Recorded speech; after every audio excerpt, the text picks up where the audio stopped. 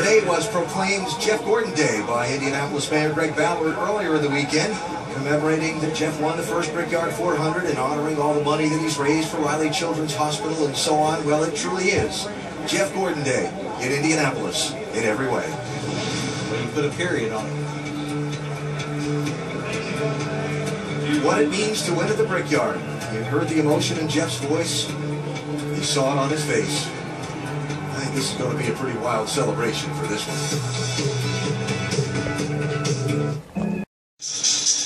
Back live at the Indianapolis Motor Speedway after the Brickyard 400. Our telecast today presented by Golden Corral. Jeff Gordon celebrating in Victory Lane. He'll be out to kiss the bricks in just a little bit. Look at the final results from the 21st Brickyard 400 today. Yeah, certainly Gordon was outstanding all day, but a great day for Joe Gibbs Racing there, second, third, and fourth.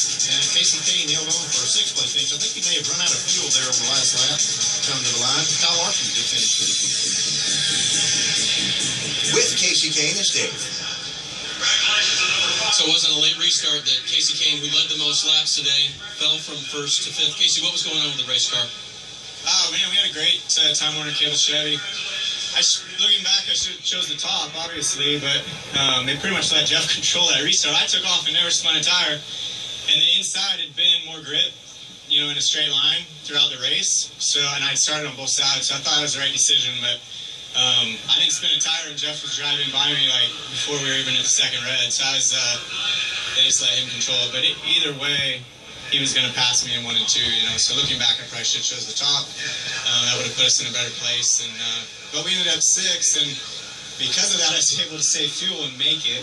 If I beat him, you know, I would have had to race the heck out of him. He was faster than I was, so we probably would have finished a lot worse. So I guess for points, it was good.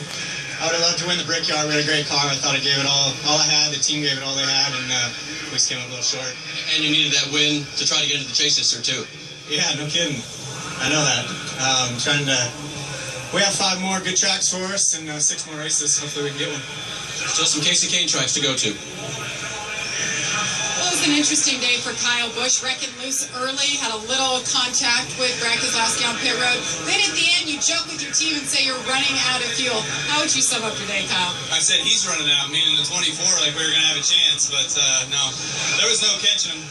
Definitely not. You know, those guys were really, really fast. And just the restart situation got the 5 cars screwed up there, so he wasn't able to stay up. But great day for this Snickers Cameron. Can't say enough about everyone at Joe Gibbs Racing, all the hard work and everything that they've done this year, and helping us get our program moving forward a little bit. I think this was a really big day for JGR and for Toyota, so proud of the effort to bring all 3 home here in the top 5, but still know that we've got more work to do. You know, there's still an opportunity there to gain speed, and we obviously got beat by speed today, so we still think we got to go to work some. But last 2 races have been good for us, and you know, appreciate the support from M&M, Snickers, Skittles, Double Mint, Monster Energy, Toyota, of course. So keep going. Kyle Busch finished second 3 of the last 4 races. David Hamlin finishes 3rd this afternoon. At times we thought you were going to win. At times we thought you'd be way worse than 3rd. How in the world did you come back, Denny? Describe your day. Yeah, if we got it full that second to last stop, we were going to have our 15-second lead with enough fuel to make it. So that part's frustrating, but it's also, you know, a great run for us. We were seconds off the pace for the first 2 days, and really needed the track to get hot and slick like it was today for our car to come in, and it did. Our car was phenomenal. It was a race-winning car. You know, the Gibbs cars, you know, running 2, 3, 4, it's really overachieving. You know, once we get some power, we're really going to be strong. But I tell you, it's proud to have our cars running this strong and really making up our spots, starting in the rear, making an extra pit stop than everyone else. Very strong showing by our FedEx team. Well, for the 2nd straight year, Matt Kenseth starts 13th, but this time you finish 1 position better. Great day for Joe Gibbs Racing, but tell us how your car changed once the sun came out for the good portion of the second half of the race. You know, the biggest thing, honestly, that changed my car was just traffic. You know, where you were in traffic, how many cars were lined up in front of you, what groove they were running, that type of thing. So, and it would change drastically. So I don't think we really worked on the car much because it just depended on traffic. And, you know, some days things go your way, some days they don't. And today we just threw the outside lane every single restart. And for me, I could get rolling down the straightaway, but the guys in front of me couldn't. They get to the corner and they could do pretty good, and I couldn't get through the corner, and I couldn't get my car in a hole. So Danny gave me a good break there. Dan, I was able to get in front of him and get a decent finish out of him. I just couldn't restart outside, and I'd lose 7, 8 spots, and to take the whole run, to try to make most of it back up. And I do that every restart, and that made it tough to get out there and battle for a win. All right, Matt Kenseth, Joe Gibbs Racing. They finished second, third, and fourth. Joey Logano led the Team Penske charge this afternoon with maybe a little bit of a last spot at the end there given to you, but you guys were good on fuel. Describe how you got to the top today.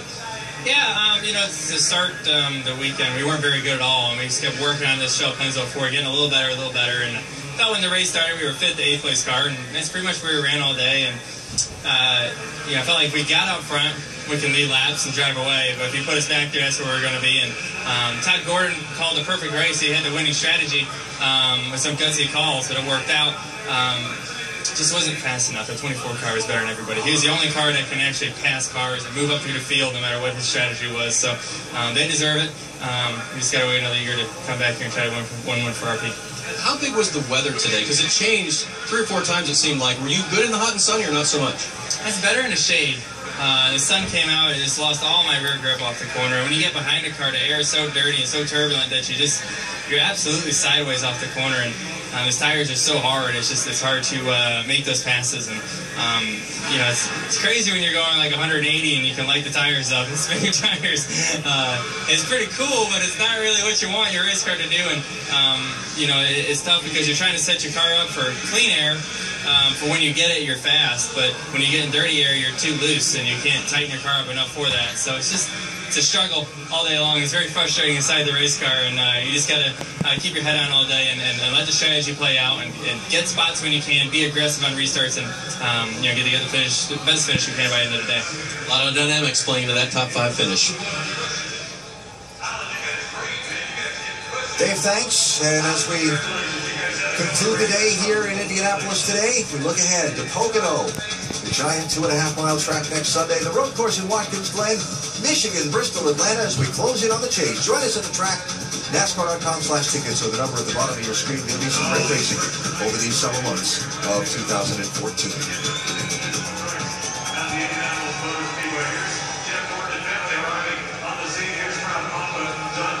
A tradition started after Dale Jarrett won the race in 1996.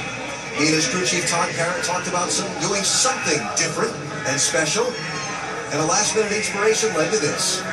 Yeah, pretty special to see this. I know how fun that was in 1996, and nice to see the tradition continue. It's a special, special place. It's a lot more orchestrated these days, though. So you guys didn't have the pillows and all that stuff? There were very few photographers. You see very few pictures of that day of when it actually happened. We took everybody kind of by surprise. Mr. Grace knows how to do it. Jeff Schweifinger, children Leo and Ellen.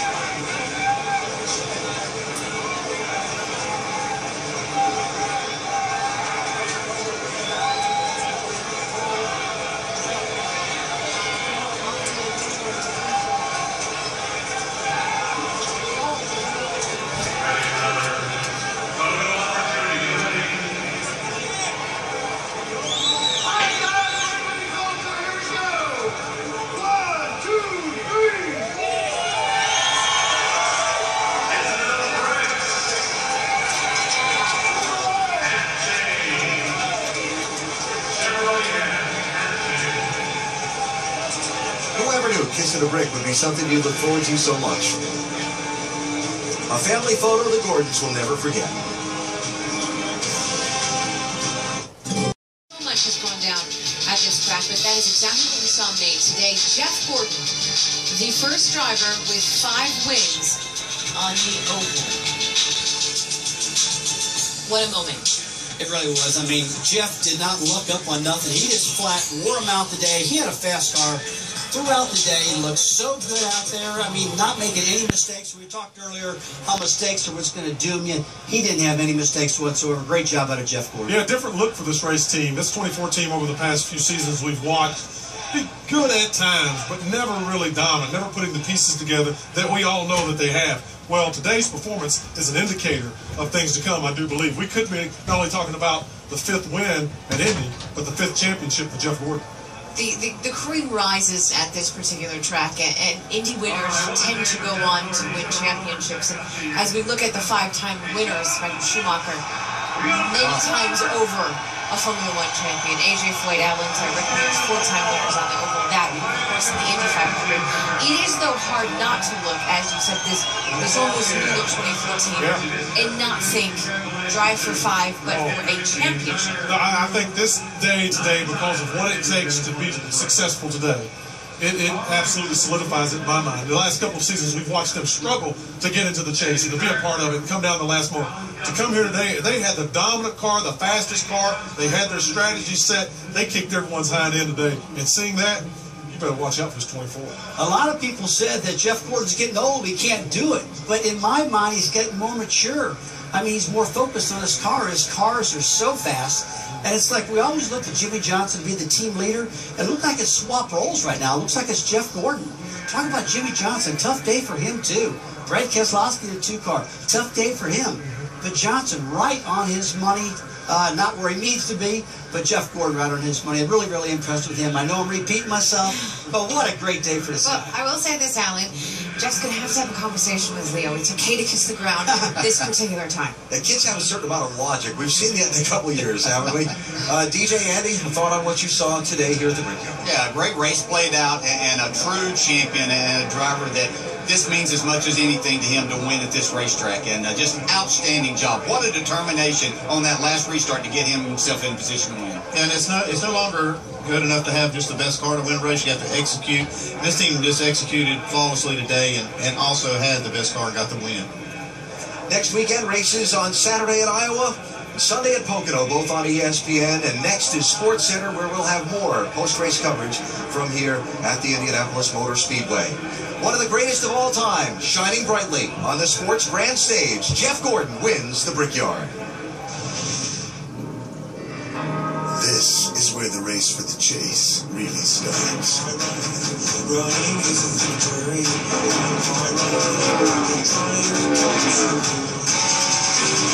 Jeff Gordon's the race leader on pit road. Watching the fuel man, whoa. Bravo, Trevor Main. Will it be a 2-car fight to the finish? He did it! Checkered flag in the Brickyard 400 to Jeff Gordon.